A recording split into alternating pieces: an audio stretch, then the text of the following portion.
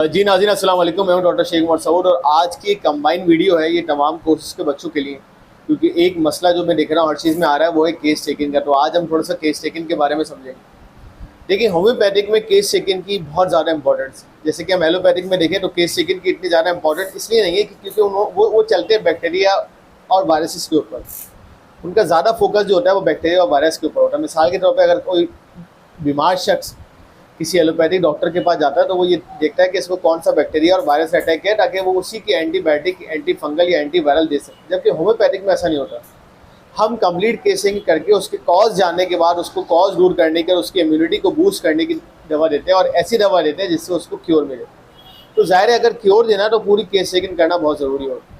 तो आज मैं कुछ की पॉइंट बता रहा हूँ कि जब भी आपके पास मरीज़ आए, जैसे कि अभी हमने केस लेना शुरू किए और बहुत सारे बच्चों को असाइनमेंट दिए और कुछ बीमारियां पढ़ना शुरू किए अपने ऑनलाइन कोर्सेज के अंदर, तो ख़ास तौर पे ये वीडियो ज़ाहिर है उन लोगों के लिए।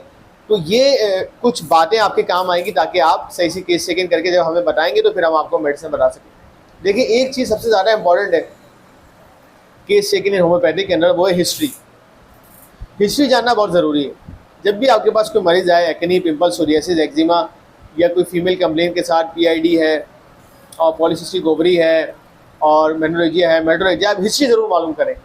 और हिस्ट्री जो है वो बड़े इनिशियल स्टेज से मालूम करें। मिसाल के तौर पे अगर किसी को मेंस्ट्रुअल कोई मसला है और उसको पीआईडी है, पॉलीसिस्टिक ओवरी है, तो मैं अक्सर ये भी सवाल करता हूँ खातूनों से कि अगर यंग लेडीज़ मेरे पास आती हैं 18, 19, 20, 21, 22 साल की, तो मैं ये पूछता हूँ कि आपको मेंसेस शुरू कितनी उम्र में हुए थे।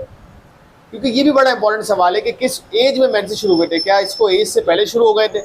तो बाद दफ़ा हमें इसी से हिस्ट्री मिलती है कि यार जब से इसको शुरू हुए थे मेंसेस, इसको तभी से मसला है, मतलब फ्रॉम द डे फर्स्ट इसको मेंसेस मसला है। तो मतलब ये जो केस है ये एक्यूट नहीं है, ये अब क्रॉनिक हो चुका है।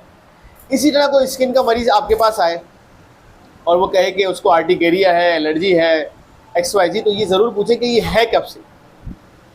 हिस्ट्री जानने के बाद दूसरा सवाल होता है वो ये कि ये बताएं कि ये किस चीज़ से बढ़ता है और किस चीज़ से कम होता है। एग्रावेशन एंड एमलेरेशन, XYZ कोई भी बीमारी है, आप ये ज़रूर पूछें कि ये बीमारी किन फैक्टर से बढ़ती है और किन फैक्टर से कम होती है। इन फैक्टर्स में आप खाने पीने का भी पूछें कि वो कौन कौन से खाने पीने की चीज़ें हैं। कुछ आप एग्जाम्पल के तौर पर नाम भी बता सकते हैं, वरना अगर आप चाहें तो मरीज़ से खुद भी पूछ सकते हैं कि आप खुद गौर करके बताएं कि वो कौन कौन सी खाने पीने की चीज़ें कि जिससे आपने नोट किया हो आपकी खारिश, एलर्जी या स्किन के अमराज या पेट के अमराज या फीमेल ऑर्गन के अमराज मुतासर हो रहे हैं, और कौन कौन सी चीज़ें जिससे वो कम हो। इसके बाद आप हिस्ट्री जानने के बाद और एग्रावेशन एमलेरेशन जानने के बाद आप ये सवाल पूछें कि ये बताएं कि ये जो केस चेकिंग की चीज़ें, कुछ पॉइंट मैं आपको बता रहा हूँ कि कुछ मेडिसिन, ऐसा तो नहीं कि कुछ अद्वियात का इस्तेमाल हो रहा है, क्योंकि आज हर दफ़ा ऐसा होता है, बल्कि बहुत दफ़ा मैंने ऐसा देखा है कि कुछ मरीज़ को बाद दफ़ा वो बीमारी नहीं होती, या बाद दफ़ा ऐसा भी होता है कि वो बीमारी दवा खाने के बाद चेंज हो जाती है। फॉर एग्जाम्पल, एक हमारी दवाई आर्सेनिक एल्बम, उसका सिम्टम है कि पेशेंट बार बार पानी पीता है, कि घूट पानी पीता है। तो एक मेरे पास मरीज़ आया, उसने कहा उसको बुखार था और तमाम सिम्टम आर्सेनिक वाले थे। तो मैंने कहा कि क्या आपको बार बार पानी पीने की प्यास लगती है? तो उसने कहा नहीं डॉक्टर साहब, ये वाला सिम्टम नहीं। जब मैंने हिस्ट्री तो मुझे पता चला कि अभी थोड़ी देर पहले उसने 2 पैनाडोल खाई है।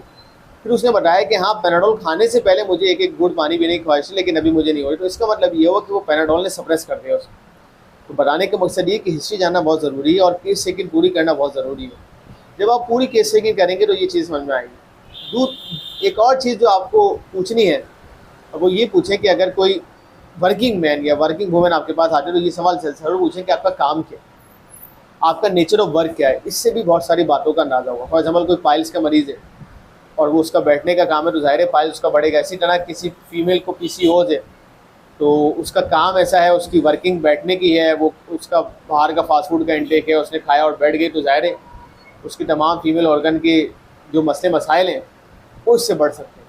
तो ये छोटी छोटी सी बातें आपने पूछनी है। इसके अलावा इसके स्टमक और लिवर की कंडीशन ज़रूर पूछें। स्टमक और लिवर का बहुत ताल्लुक़ है हर बीमारी के साथ। ये स्किन की बहुत सारी बीमारियां भी इस लिवर और स्टमक के ख़राब होने की वजह से होती है। और अगर फीमेल आपके पास आए तो मेंस्ट्रुअल हिस्ट्री जानना बहुत ज़रूरी है।